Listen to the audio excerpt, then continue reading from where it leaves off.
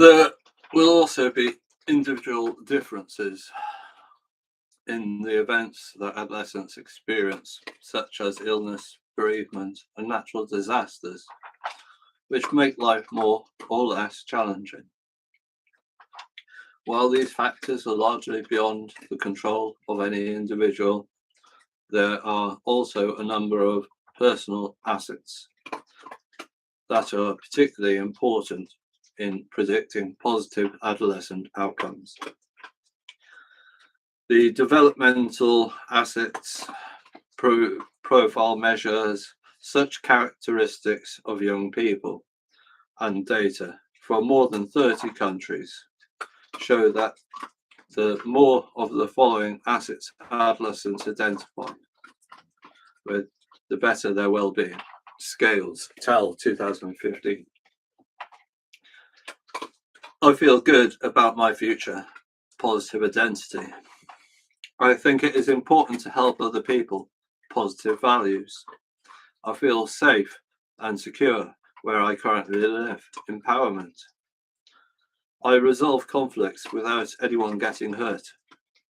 Social competency. I am actively engaged in learning new things. Commitment to learning. I am involved in religious group or activity. Constructive use of time. I participate in music, dance, art, sports, and other play. Constructive use of time. I am involved in meaningful tasks. Empowerment. I am eager to do well in school. Commitment to learning. I have friends who set good examples for me. Boundaries and expectations. I have adults who are good role models for me. Boundaries and expectations. I have support from teachers and adults other than my parents. Support. I have family that give me love and support. Support. While there might be no surprise on this list, it is important to the evidence of precisely of what supports well-being and what are the protective buffers against adversity, not least because this information can be used to identify those teenagers most likely to need help, figure 14.1. For example, the developmental assets profile was given to 10 to 18-year-olds Syrian refugees in Iraq, Jordan, and Lebanon, and those areas of the Philippines that had been destroyed by Typhoon Haiyan in 2013. How young people responded was a good identicator of how they were coping in the face of adversity. And in general, the more of these assets children identified with, the better they fared in humanitarian crisis or natural disaster. Scales of TEL 2015. There are a range of personal assets that can support young people well-being and act as protective buffers against adversity. There is one final message that comes from adolescents themselves regarding what helps their well-being. Adolescents report frequently making their mental health struggles in part because they worry that their feelings and experience will be individualized by friends and family. The stigma and taboo around mental health deter adolescents from seeking help for mental health conditions because they feel ashamed or embarrassed. The following are some more quotes from previously discussed WHO surveys of adolescents from around the world that illustrate the point. 2022. From an older girl in Chile. When I was younger, I did express my feelings much more, but they were not validated. I could say, I have depression or I feel sad. And they would say, no, you don't know what you feel because you were a 12-year-old. From an older girl in Jamaica.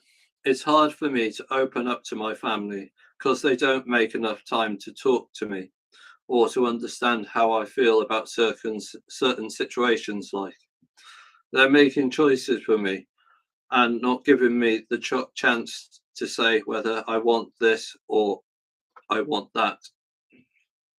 From an older boy in Switzerland. I think we have had a hard time with mental health as youth because we do not talk enough about it. Because people are scared to talk about it. Maybe if we could express ourselves more without feeling judged or assaulted, maybe we would make some progress. From older boy in China, if you have a psychological counselling at school, sometimes the convention may take a long time. Got conversation may take a long time. If you go out for a long time, your teacher will wonder, why did you have to go for so long? Where did you go? Why did you go to the mental room? Do you have a mental problem? The desire of those adolescents to discuss their feelings without fear of being exposed, free of judgment, and with trustworthy, empathetic others aligns well with two other strands of research on mental health. First, we know that one of the most powerful predictors of well-being is having reliable access to supportive social network of friends and family. Research conducted with 13-year-old boys and girls across 35 countries showed that having social capital in the form of dependable and compassionate friends and family was a much better predictor of teenagers' life satisfaction than national income, equality, or family affluence. Levin et al. 2011. Second, there is evidence to suggest that when people do reach out for help and receive some sort of psychological therapy, the specific type of therapy they receive makes less difference than the presence of a compassionate, judgment-free, confidential therapist and the patient being committed to change. Or in other words, it is the quality of the relationship that matters most. Wampold et al. 2002. Adults can help adolescents by providing more validation of their experiences, and they can reduce the stigma around reporting mental health difficulties by listening without judgment and confidence. Goodness of fit. An important factor in predicting well-being is how well the individual characteristics of children and adolescents align with the demands of or expectations of the environment, or what is known as goodness of fit. Thomas and Chess, 1977. Take shyness, for example. The same socially reticent and withdrawn child might experience two very different childhoods depending on the circumstances they are born into. On average, people from North America are more likely to evaluate shyness negatively, regarding it as a sign of passivity and low assertiveness, and in conflict with values of being outgoing and friendly. Consequently, a shy child is more likely to receive parenting that steers them towards these desired values, sometimes with negative consequences. For example, some parents in these circumstances respond to shyness by controlling, being overprotective, and micromanaging a child's behavior, a pattern of parental behavior that can begin in infancy and extend well into adolescence. Hastings et al. 2010. In contrast to North American parents, Chinese parents tend to evaluate shyness in more positive terms, regarding it as a sign of emotional maturity and aligning with Confucian values of restraint and modesty. A shy child, these circumstances, is less likely to receive parenting that tries to steer them towards different behaviors because they already fit those values of society. The case of Malu, a highly esteemed form of shame against the Minangkabau caregivers, see Chapter 2, provides another example of how cultural beliefs around child rearing will influence how much parents are willing to tolerate certain behaviors or want to change them. We know that the values, customs, and beliefs of cultures evolve over time and vary from place to place.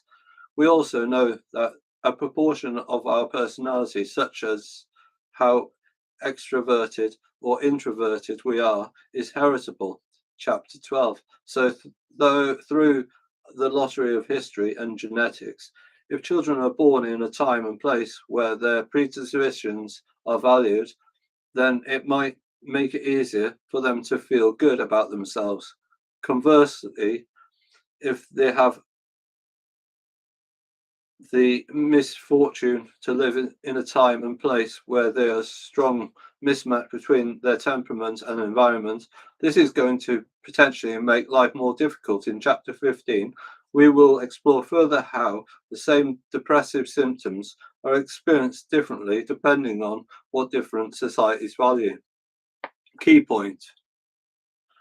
An important factor in predicting well-being is the goodness of fit between the individual's characteristics of children and the demands or expectations of the environment. Another arena of adolescent lives where goodness of fit plans plays out in gender. Much like shyness, gender norms vary from place to place and have changed over the course of history. Today, the gendered behaviours, expression, personalities, and identities of children and adolescents are subject of intense public debate and scrutiny. But this is just the latest example of much longer progression in the way we think about gender. Women in ancient Athens could not vote, be a judge, hold government office, or decide for themselves who to marry. And they were legally owned by their fathers or husbands. For modern day Athenian women, all of these norms were now flipped into the opposite direction to the benefit of everyone. Today's norms around gender continue to change, but not far enough for some adolescents. Adolescents reporting that labouring under entrenched gender norms can create an unhealthy mismatch between what society values and how they feel. Both boys and girls pay the price for this lack of fit, but they do so in different ways. In some societies, boys feel the pressure to be tough and never to express their feelings, and some girls are subject to inequitable standards, unethical standards that devalue their lives or curtail their freedom. Who, 2022, from a younger boy in Switzerland. Mental health more dangerous in boys than girls because boys cannot talk about it and, well, they close themselves off. They never speak of it, and after a while it starts to eat at them. From an older boy in the USA. We all have problems, but guys are supposed to be like robots, and people think we can't have feelings. From an older girl in Egypt. I wish to work and have my own independent personality, and I don't want to depend on my family in everything, or to get married to someone who wants to control me as he wishes. I wish to live a different way, but the society and the whole world is surrounding me with something I don't know, and I feel disabled. Some adolescents' identity with a different gender from the sex they were assigned at birth, or as neither male nor female, or as both, or as a gender identity that is beyond conventional classification altogether. More fluid and non-binary identities and presentations have been documented across all recorded history. Feinberg, 1996. Although recently gender diverse identities have become more evident in mainstream awareness. Research has demonstrated that transgender and non-binary adolescents are at greater risk of stigmatization, victimization, and bullying. James et al. 2016. With a gender diverse youth having higher rates of anxiety, depression, and self-harm, and they are disproportionately more likely to commit suicide than the heteronormative majority. Newcomb et al. 2020. Research also suggests that some of the most effective ways to promote well-being in this context are to create safe and supportive spaces for all youths, to give voices to diverse experiences of gender identity and expression, to educate peers, schools, communities, and families, many of whom still have a fundamentally binary notion of gender, about the validity of transgender and non binary identities, and to provide youth with access to supportive and informed care. Diamond 2022.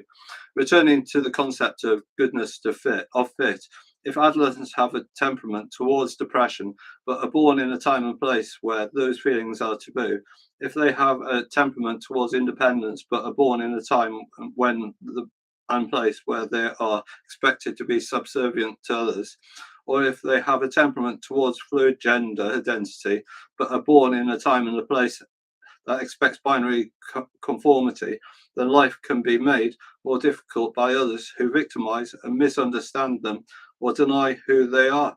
In general, the better the fit, the better the chances of psychological well-being and life satisfaction. Chess and Thomas, 1999.